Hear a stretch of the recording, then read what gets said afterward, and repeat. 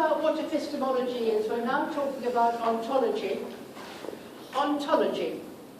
Now this is part of the 3 in the guide, all right? You've done epistemology, theories of knowledge. We talked about different forms of epistemology and how it affects this. We've just now talked about the nature of society. Ontological differences. Ontos is the word soul. Logos, the truth about soul. Ontology is a branch of philosophy to do about the nature of your soul. Where is your soul?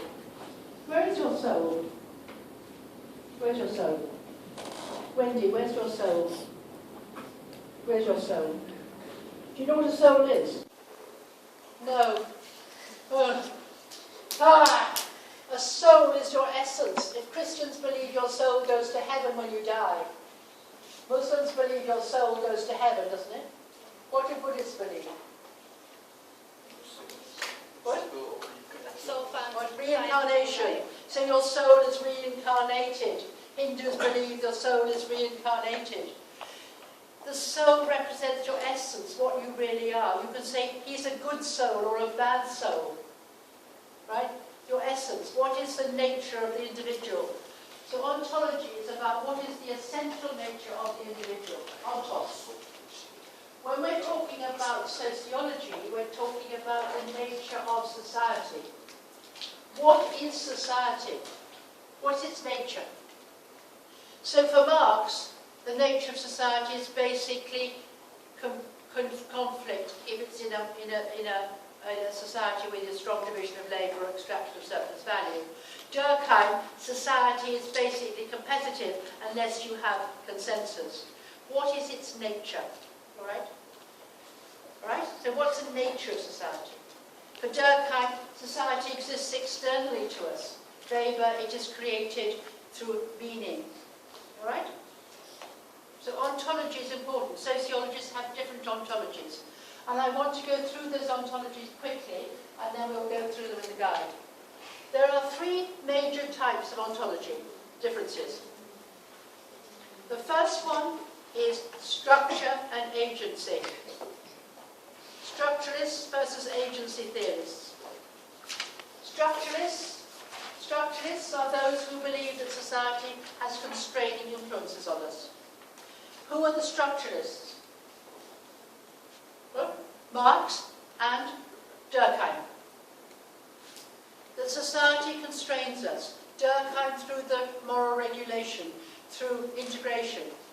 Marx through the dominant class, or simply in terms of the division of labour. We are controlled in some way. We have very little agency, very little free will.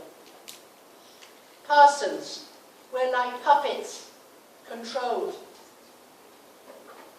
Agency, we have agency. Individuals are not automata.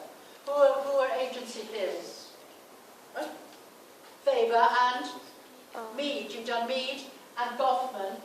You actually have individuals have some view. They're not simply controlled. So if you believe that societies are structuring your behaviour, you'll look at the structures. If you believe that individuals have agency, you'll look at the agency. You'll look at that aspect. You'll look at the process. The next one is, again, to do with change, materialism versus idealism. Some people believe that who we are and what we eat, what we do, the nature of production, will determine all other aspects of society. So, Marx is a materialist. The way things are produced will determine all other institutions. So, let's just go around. I think I might have asked you before.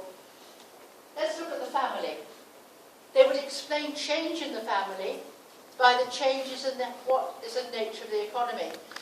Singapore has changed dramatically.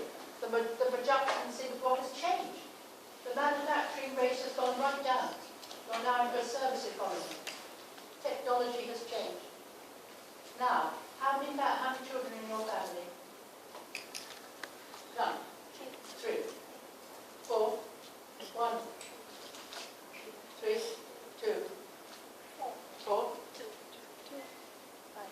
5. Wow, deviant. Two. How many? Two.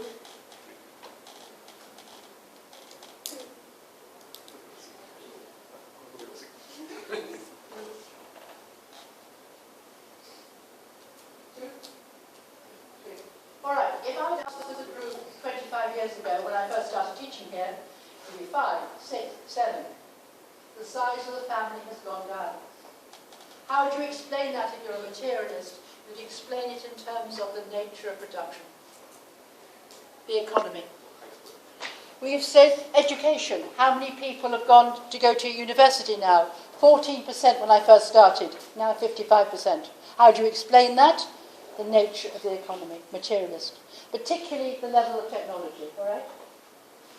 Versus idealism, which is ideas change society. So materialism, you've got Marx, all right? Idealists, Durkheim. Durkheim as an idealist, isn't he? The collective consciousness, moral regulation. Weber, the Protestants became capitalists. Their ideas were important, all right? Idealism. Durkheim, Parsons, culture, idealism. Yep. So, if we're looking at ontological differences, we're looking at idealism and materialism. Now, the other difference is conflict and consensus. Right.